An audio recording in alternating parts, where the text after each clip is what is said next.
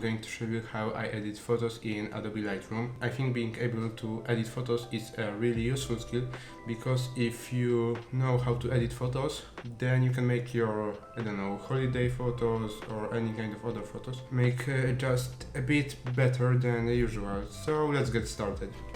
I shot these four photos today, and I think the fourth one looks the best. The fact that it's zoomed in, I feel like it's better. I think that exposure is pretty good on this photo. I might bring it up a little bit. Then I usually bring my shadows all the way to the right, or just around 70, and I bring my highlights down to get just as much dynamic range, and you can see that it got us quite a lot of. And then we have presence tab. In the presence tab I usually just increase clarity and increase dehaze. I don't think this photo needs it.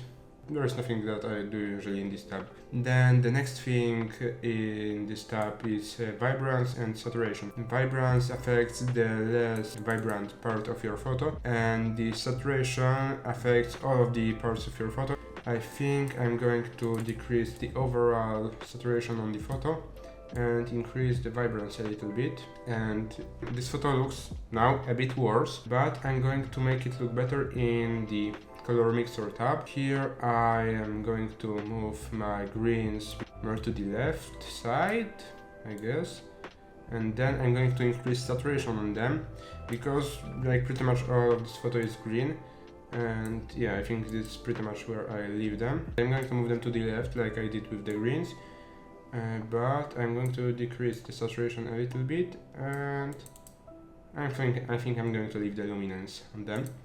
And with oranges, I'm not going to touch them because they are the skin tones, maybe a bit brighten them up and desaturate. But that's pretty much all that I'm going to do in this tab, because leaving skin tones the way that they look usually is the best way to leave them. This is the point that I'm going to leave it in here. And the last tab that we are going to use is the color grading tab.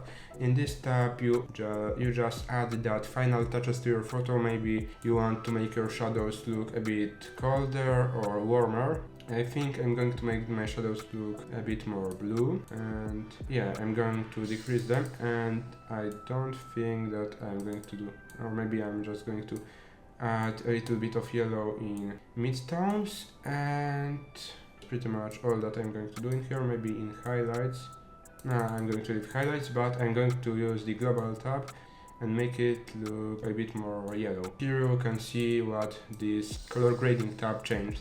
Before the photo was just kinda flat and boring, and now it has a little bit more of that oomph.